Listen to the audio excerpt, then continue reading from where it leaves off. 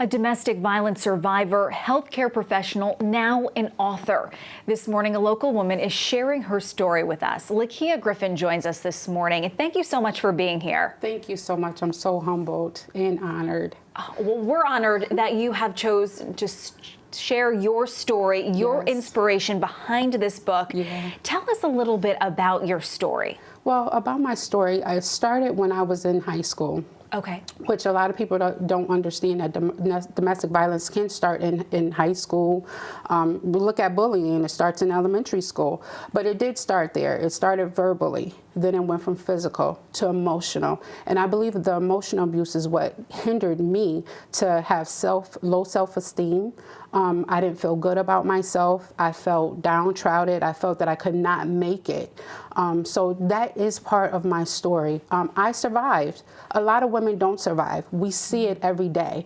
Domestic violence is a we issue. You know somebody, I know somebody, we know friends who have been through it. It doesn't discriminate. It doesn't care what gender you are, what race you are. It does not care. It's out there to destroy families, women, men, children, whoever.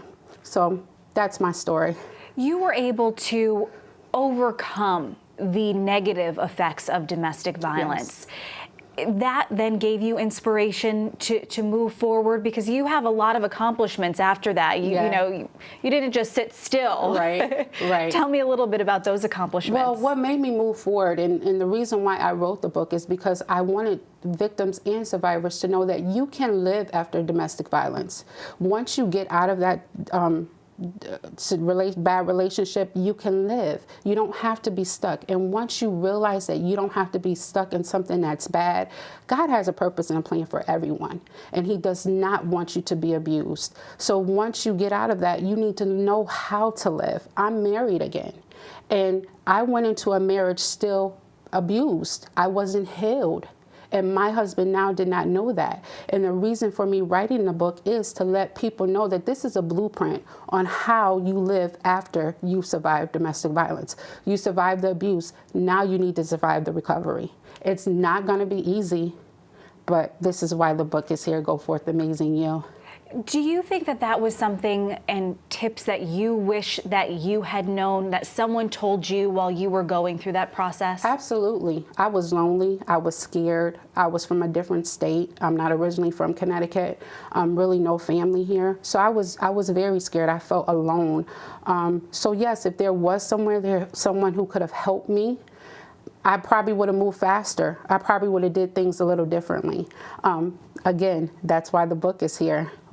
The book, Go Forth Amazing You, tells you all the blueprint on how you can achieve and also just live free. What kind of reaction has it gotten so far? Women are just saying that what they're reading is that it's hitting every angle of what women go through. It doesn't just have to be about domestic violence. It's about anything that has you in bondage, anything that you feel stuck in imprisonment. Women are saying that they feel free. There's scriptures in there. There's instructions on how to live free, and also a journal. So every day you get to write down what you're thinking, what you take away from what I wrote in the book. And you know, this talks a lot about your story, your past, and moving forward. What's the next step for you? Well, the next step for me, my husband and I now, we already have a coaching counseling service. It's called Abuse Intervention Incorporated. And what he does is that he talks to the men who have been incarcerated for domestic violence, and I deal with the women. So we're in the community in Bridgeport, just inspiring people and educating them. We don't want this to keep going on. It's affecting everybody. Every time you turn on the news, you see it. You see what is going on. And it's really devastating. And every time I see it, my heart breaks, because you think if there's kids involved, the families involved, and especially if the loved one has lost their lives. So we're doing that now, but we also want to start a campaign called Paint the World Amazing You. And what we want to do is, of course, it takes money to do what we want to do.